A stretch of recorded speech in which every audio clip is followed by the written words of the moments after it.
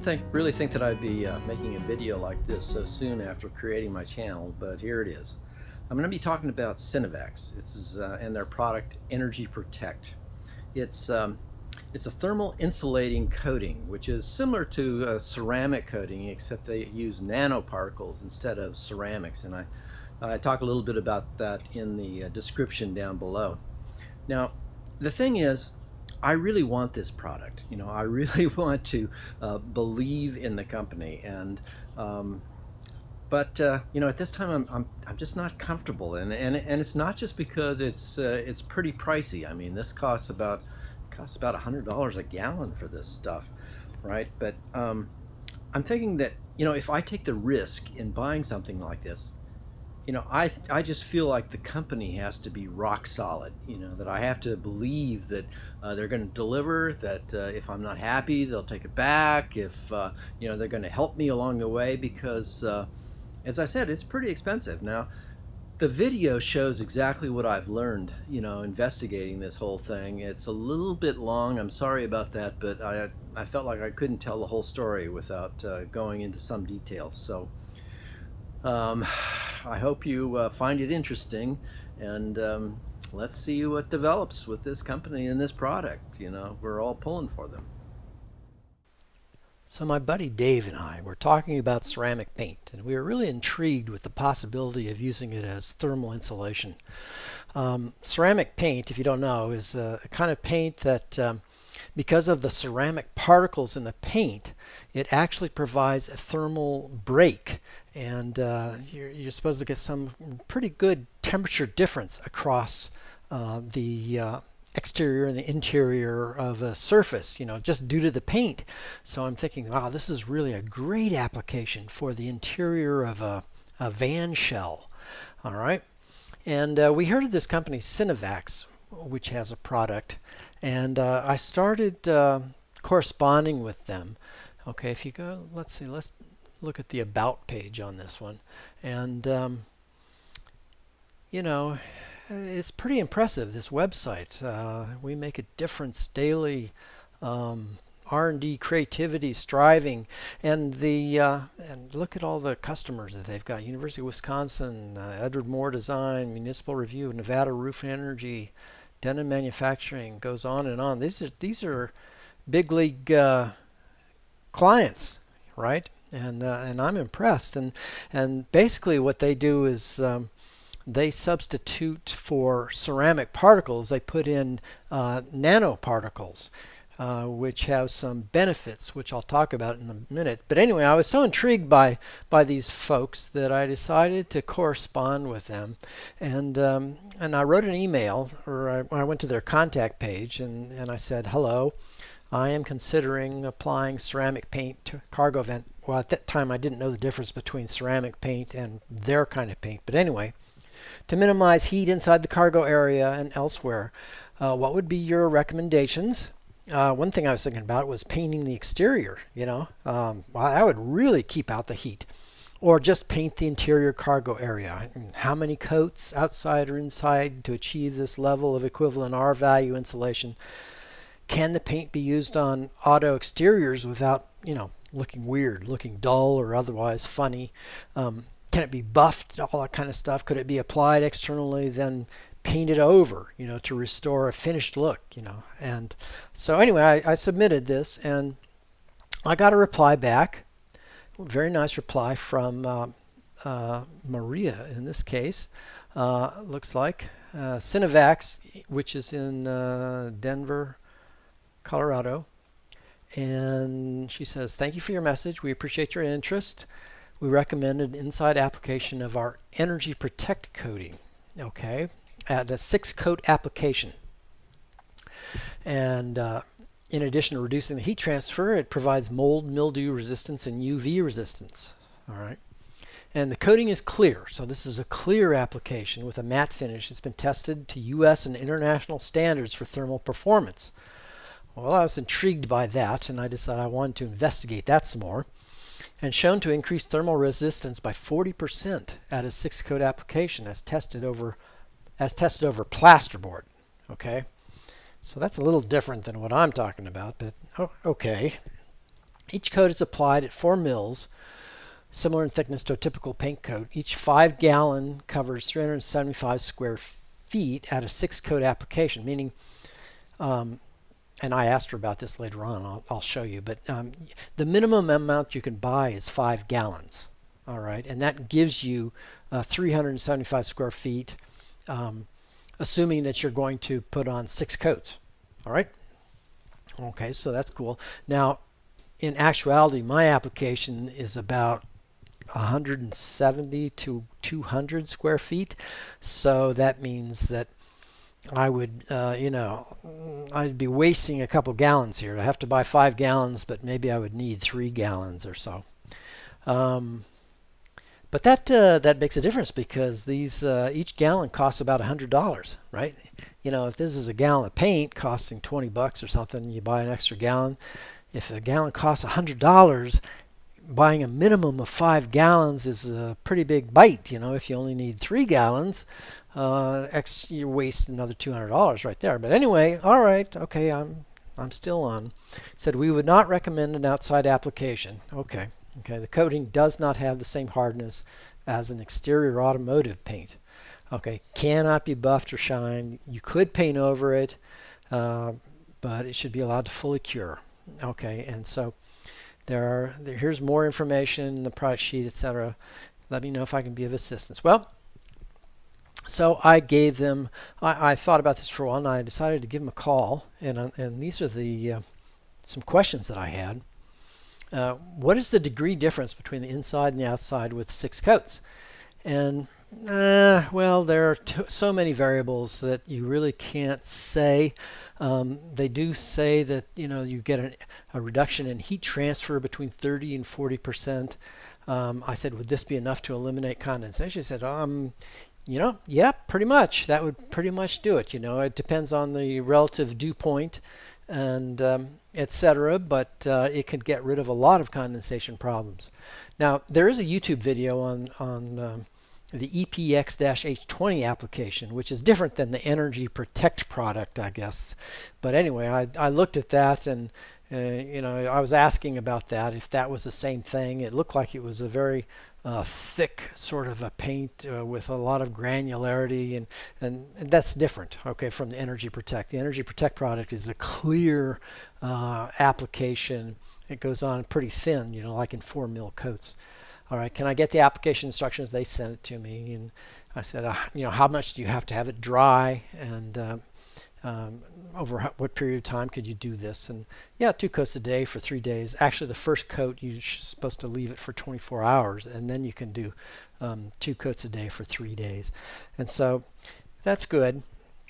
Okay, so I'm pretty pumped about this. All right, I'm pretty excited about it, and so I started, but I thought, well, I want to investigate this a little bit more.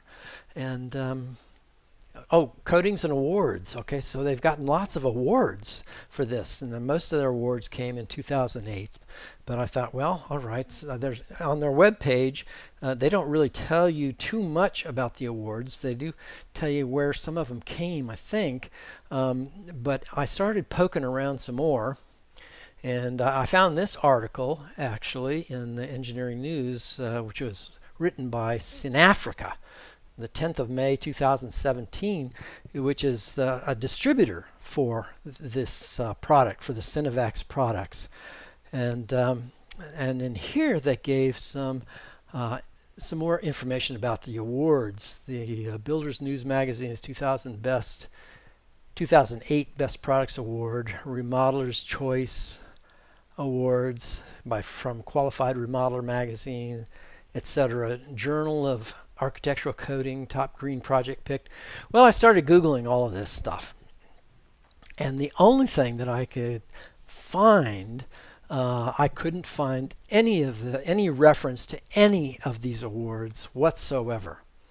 But I did find this article, which was written in the Journal of American Institute of Architects, June 16, 2017, talking about, from Synavax, and that did give a link actually back to some place where I thought I should have seen it in the first place, the third-party testing, okay, Well, that brings you back to the website. It was under technical, it turns out. So here are the technical tests that they did, which was something I was also quite interested in. Here they're talking about the testing standards, and down here finally, let me see if I can make these a little bit bigger. Here are the actual tests that they did. And they tested for lots of stuff, but the first two are the only ones on thermal performance. And it doesn't even say which product was being tested here. You know, like they have several products, and I think the Energy Protect product, which is the one that I was interested in, is not the product that they tested here because it's new, right? But anyway, whatever product this was that they tested, they put it on a cement wall and they recorded a 34.8% reduction in heat transfer. And then another product or another test that they performed, probably on this using the same product, and I'm guessing the product is probably their Nano-particle product. I believe I'm pronouncing that correctly. But anyway, they got 29.7% reduction in heat transfer. So these are the most details you've got about any kind of testing that they've done. But the fact that they've done really well in their tests is throughout all of their marketing material. And so, well, okay. You know, they are a pretty big deal company. So anyway, I started looking some more, and I found a reference from the Better Business Bureau of about industrial nanotech. Now, industrial nanotech is sort of the parent company of Synavax. Okay, Synavax is basically a separate site belonging to industrial nanotech, and I'll show that evidence to you later on. But anyway, as far as industrial nanotech is concerned, I started reading all of the sort of the complaints. Distributor experience and money owed. In 17, we did the termination as per the agreement by industrial nanotech, expected a refund. We were not offered any explanation or confirmation of shipping date after 6 weeks. Okay. Second one, I ordered lead encapsulation product and have not received it. Was never issued a refund. We want the full refund of $111 immediately. And I looked at that and I'm thinking, oh, $111. Well, these are pretty small fry. You know, I consider myself a small fry. And I thought I was being the exception in approaching the company. You know, I mean, after I looked at all of the big international projects they've got going, etc. But then I'm starting to get the idea, you know, all of these complaints came from essentially individuals. Look at this, ordered and paid a gallon of Ledex paint, $110, never received the product. We paid to become a distributor, paid $12,000. Never got anything. Failure to deliver on an ordered product. Distributor industrial nanotech in Russia and CIS countries. We had paid for our order 1 year ago, but we did not receive. We had paid for our order, but did not receive any goods. Refund promised. No reply. We were not able to contact anybody from the company. No reply. So it's not looking too good, right? So I found another reference to industrial nanotech. They are apparently suing Better Business Bureau because of these complaints that are on their site. It says Trader King 60 believes that posting how horrible a company is constitutes libel. In her description of libel, she conveniently leaves out the part that it does not constitute libel if the statements are true. Okay, so anyway, getting the idea that there's some controversy here, and there are lots of links here that explain some of the difficulties with industrial nanotech. And then under the name Synavax, I found more complaints from the Better Business Bureau. Ordered and paid for 8 gallons of heat shield. They have not returned the money, and originally trying to get hold of this company, no one was answering the phone. You know, lots and lots of 12 gallons of liquid. These are all, my order was $1,400. So these are all small fry, you know, just like me. And under Scam Guard, paid for the product, never received it, no refund.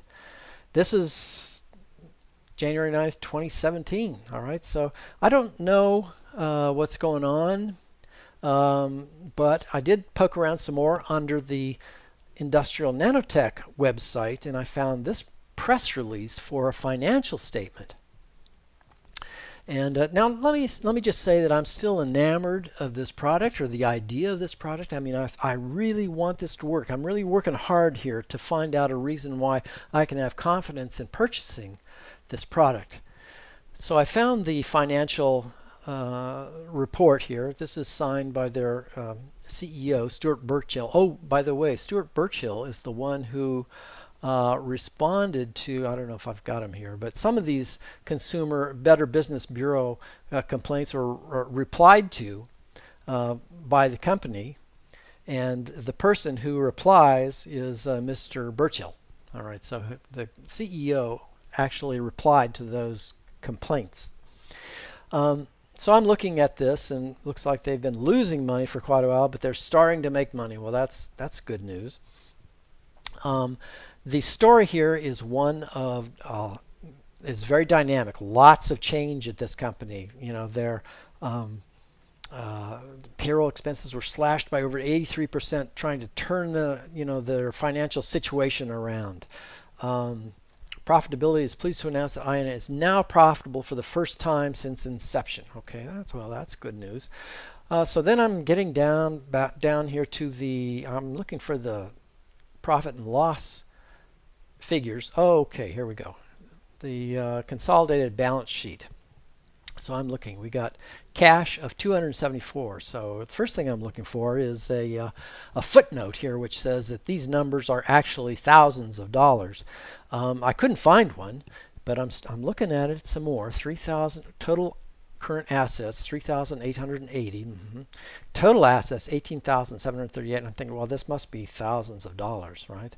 But you come down here to the total liabilities, 1,095,817. Now, if this were thousands of dollars, that would be $1 billion. They do not have liabilities of $1 billion.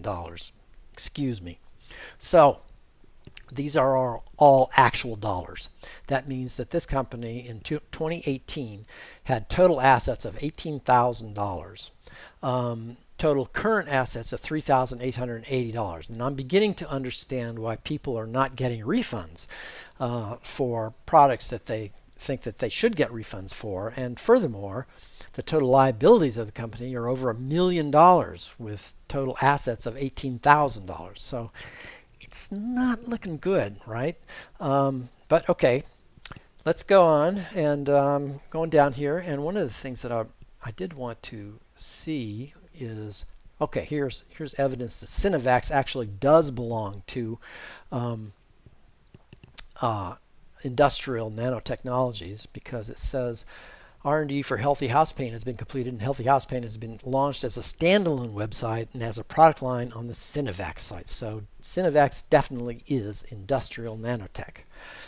All right, so I'm looking further here, and one thing that I want to see is a biography of, excuse me while I scroll through this, of the CEO.